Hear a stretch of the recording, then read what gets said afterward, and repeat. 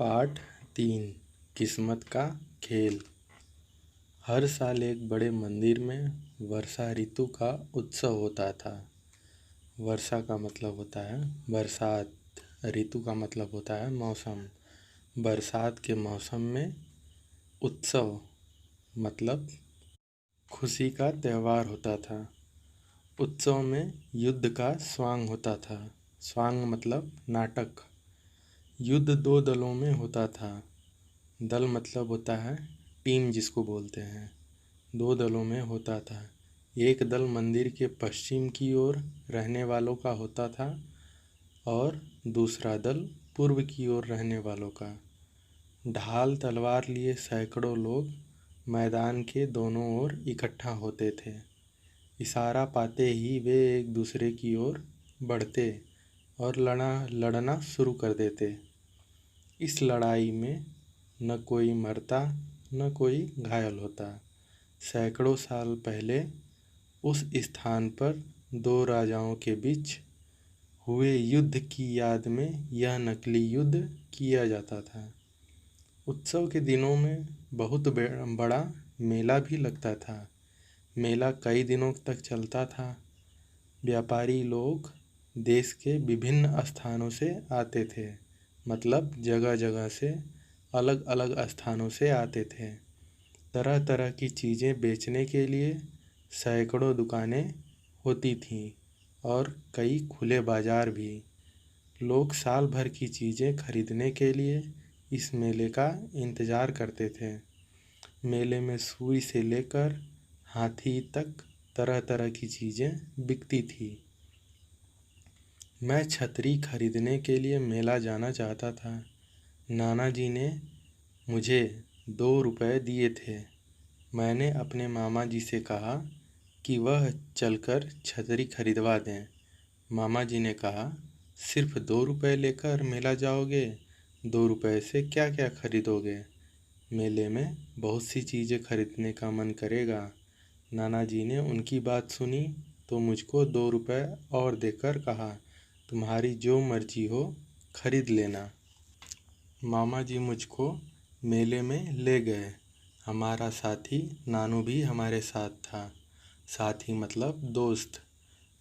मेरा दोस्त नानू भी हमारे साथ था। मेले में बहुत भीड़ थी। मैं मामा जी के पीछे पीछे चल रहा था। रास्ते में उन्हें कुछ दोस्त मिल गए। वह उन्हें अपने साथ ले गए। मामा जी ने मुझसे कहा, जब तक वह लौटें मैं नानू के साथ घूमता रहूं।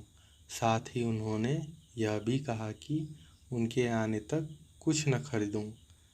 नानू और मैं हर दुकान को देखने लगे। मैं बहुत सी चीज़ें खरीदना चाहता था, पर मुझे मामा जी के लौटने का इंतज़ार था। हम उस दुकान पर आए जहां भाग्य मतलब किस्मत का खेल चल रहा था। दुकानदार भला आदमी था, मतलब अच्छा आदमी था। वह सबसे कह रहा था, आओ अपनी किस्मत आजमाओ। उसने हमें भी समझाया कि किस्मत कैसे आजमाई जाती है। उसने कहा, देखो यहाँ इनाम की 36 चीज़ें रखी हैं। इनाम मतलब उपहार, जो जीतने के उपलक्ष्य में दिया जाता है। इन पर 1 से लेकर 36 तक नंबर पड़े हैं। गोटे उल्टी रखी हैं ताकि नंबर न दिखाई दे।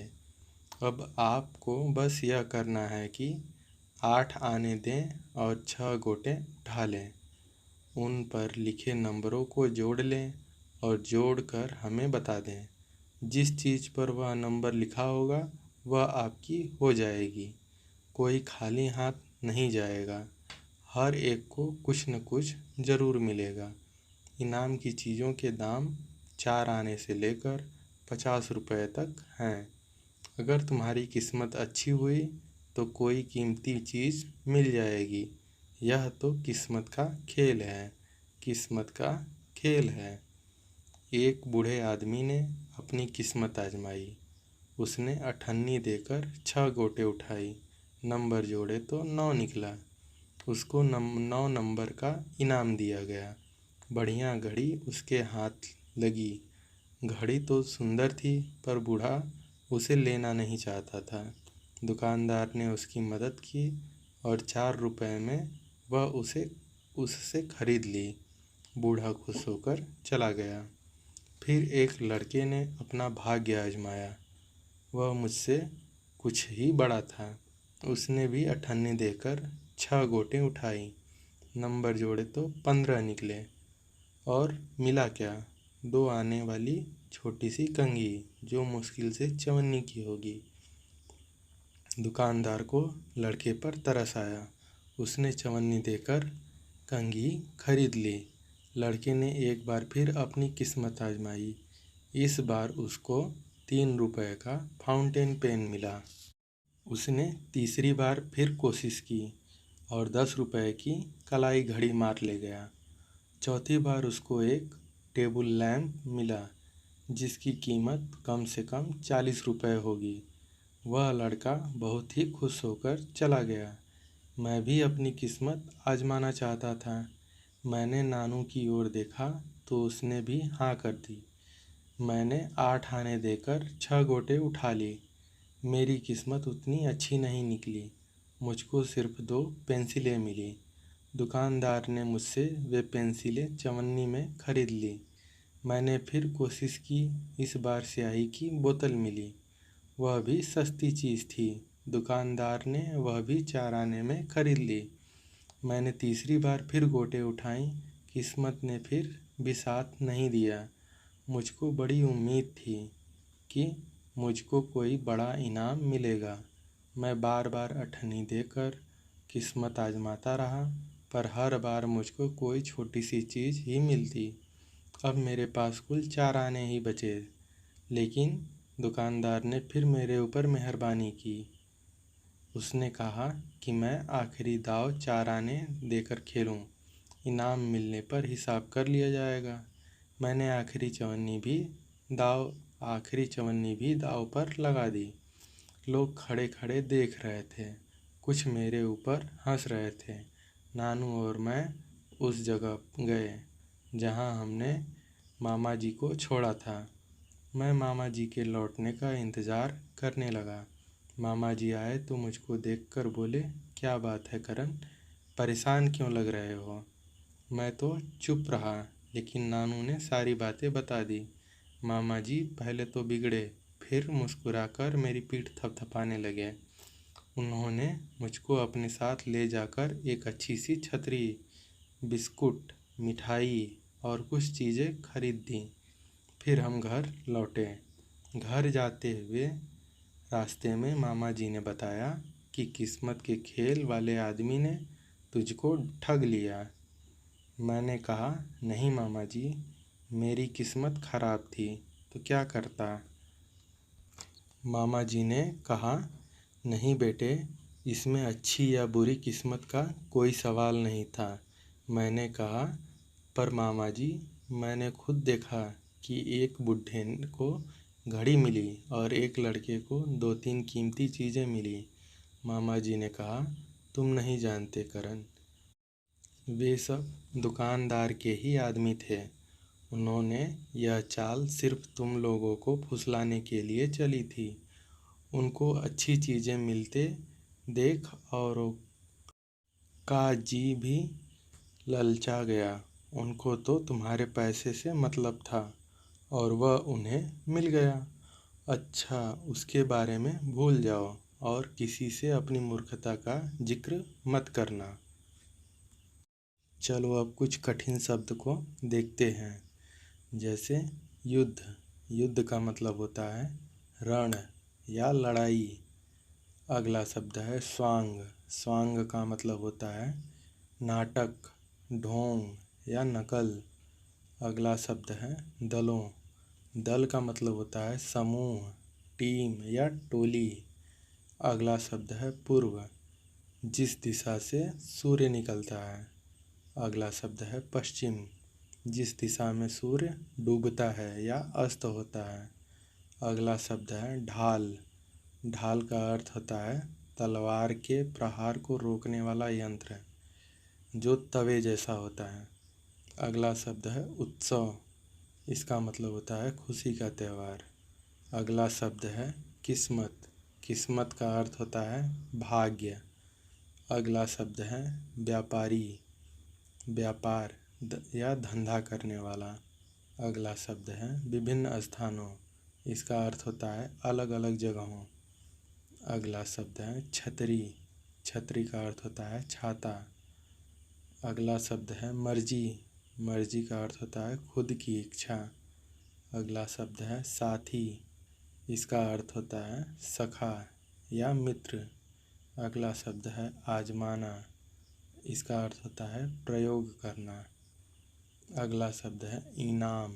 इसका अर्थ होता है उपहार या पारितोषक। अगला शब्द है उम्मीद। उम्मीद का अर्थ होता है आशा। अगला शब्द है जिक्र। जिक्र का अर्थ होता है वर्णन या उल्लेख या उसके बारे में बताना। अगला शब्द है भाव। भाव का अर्थ होता है अर्थ। अब आगे देखते हैं शब्दों का खेल। दिए गए अंश में उचित विराम चिन्ह लगाओ। फाटक से ही शंख, इसके बाद कामा मतलब अल्प विराम। घड़ियाल, इसके बाद अल्प विराम। नगाड़ा, इसके बाद अल्प विराम। ढोल और खंजड़ी की आवाज़ सुनाई पड़ने लगी। वाक्य पूरा हो गया तो पूर्ण विराम। पुजारी गला फाड़ फाड़ कर मंत्र पाठ करने लगे। वाक्य पूरा हो गया, इसके बाद पूर्ण विराम। भतीजों ने मुस्कुराकर कहा अल्प विराम। महाराज संबोधन का चिन्ह, इसके बारे में आपका क्या ख्याल है? यह प्रश्नवाचक वाक्य है तो यहाँ प्रश्नवाचक चिन्ह लगेगा। राजा बोले अल्प विराम, यह तो शिक्षा का बड़ा सिद्धांत जान पड़ता है। वाक्य पूरा हुआ तो पूर्ण विराम।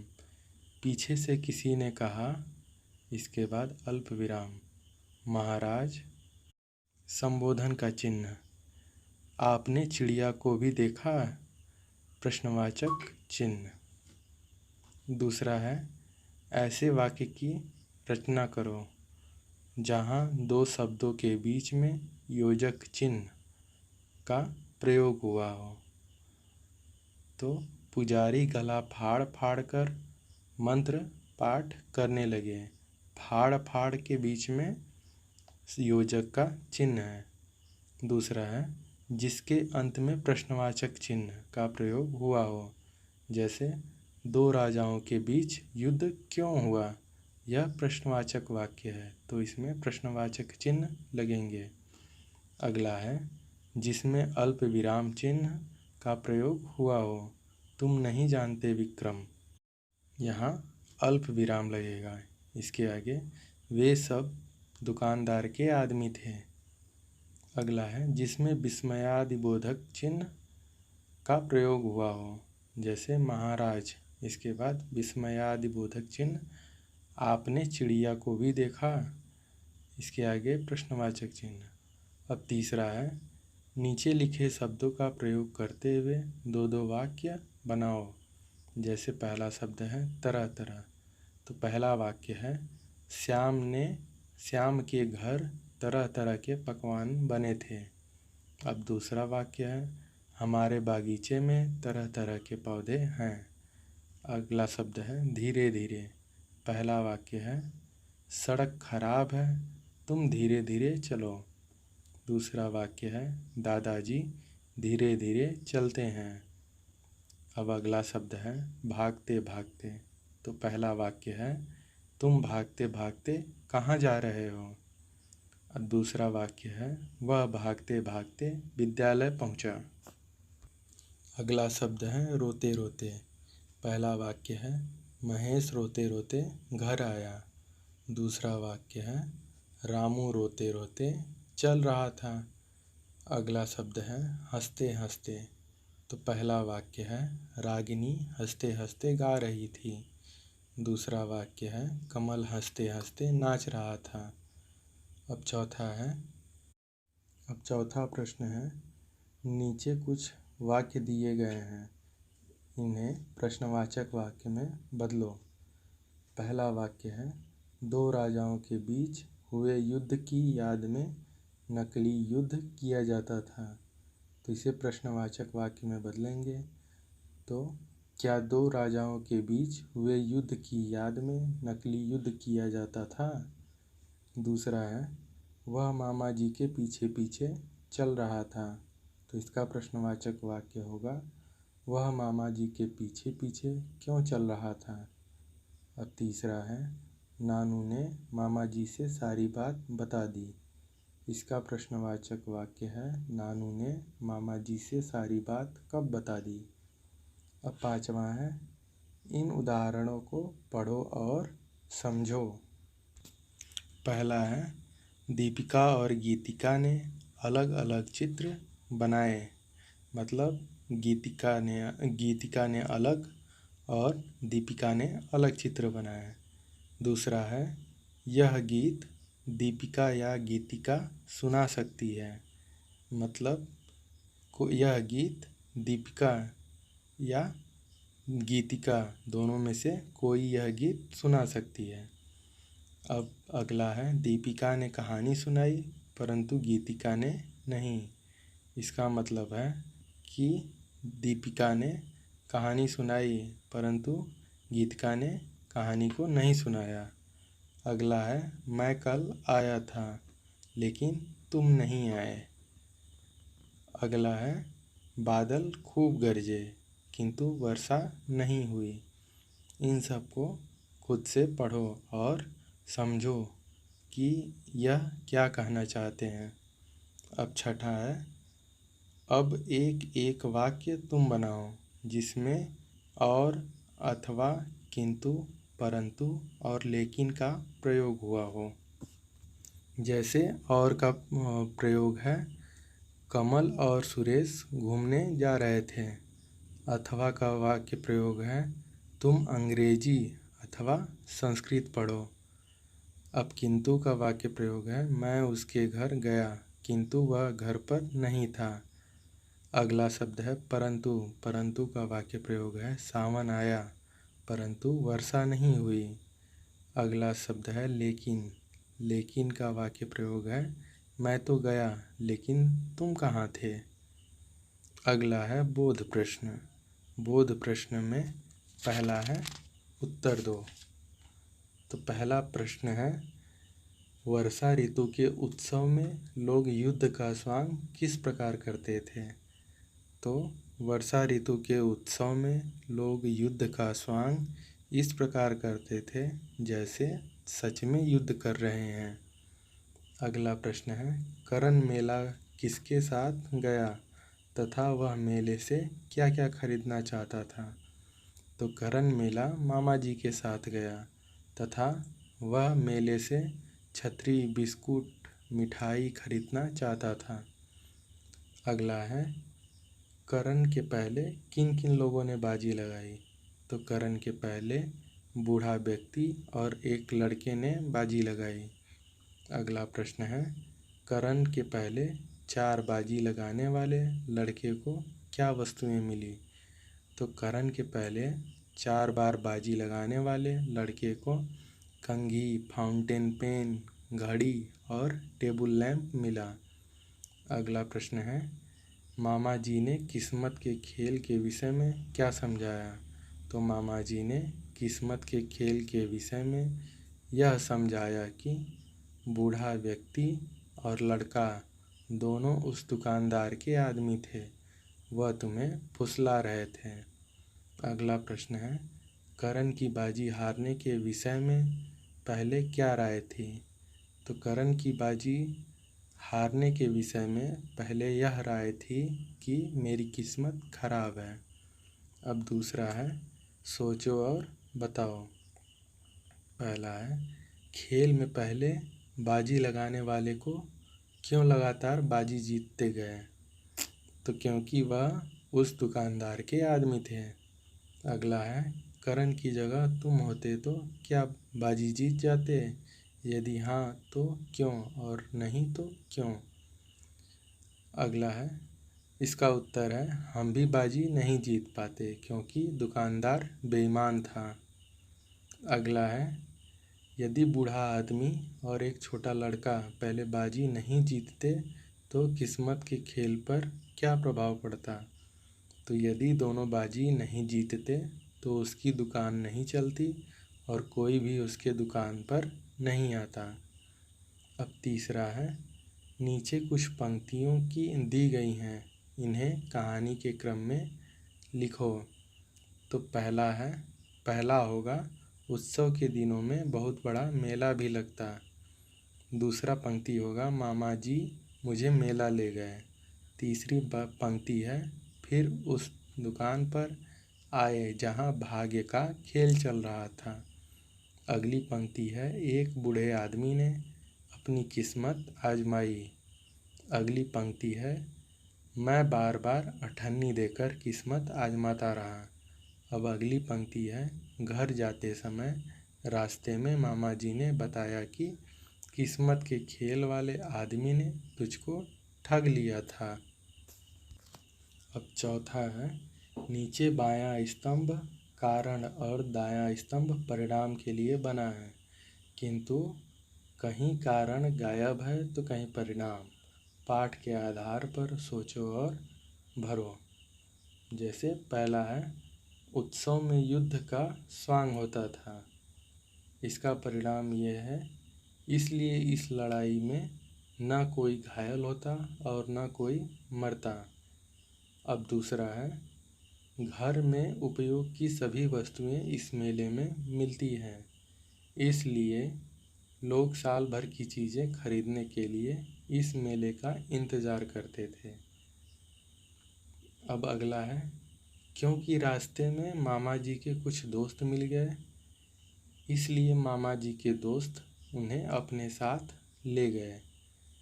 अब अगला है क्योंकि बूढ़े व्यक्ति ने किस्मत के खेल में एक घड़ी जीती, इसलिए बूढ़ा खुश होकर चला गया। अगला है क्योंकि लोग मेरे ऊपर हंस रहे थे, इसलिए मैं और नानू उस जगह वापस आ गए जहाँ मामा जी हमें छोड़े थे। अगला है क्योंकि मैंने देखा एक बूढ़ा व्यक्ति और एक लड़का किस्मत के खेल में भाग लिए, इसलिए बूढ़े को घड़ी और एक लड़के को 2-3 कीमती चीज़ें मिली। अब अगला है तुम्हारी कलम से। पहला इसमें है इन्हें करते समय क्या क्या सावधानी बरतनी चाहिए। मेला जाते समय रास्ते में वाहनों से सावधान और वाहन से सिर व हाथ बाहर नहीं निकालना चाहिए। दूसरा है घूमते समय एक दूसरे का हाथ पकड़े रहना चाहिए। अगला है कुछ खाते पीते समय साफ सफाई का ध्यान देना चाहिए। अगला है खरीदते समय सामान अच्छी तरह परखना चाहिए। अगला है खेल तमाशों को देखते समय चारों ओर से सावधान रहना चाहिए। अगला है अब करने की बारी, कहानी को संक्षेप में अपने शब्दों में सुनाओ, इसे स्वयं करो। अगला है किसी मेले में इस तरह के कितने खेल तुमने देखे हैं जिनमें कुछ लोग ठगते हैं, उनकी सूची बनाओ।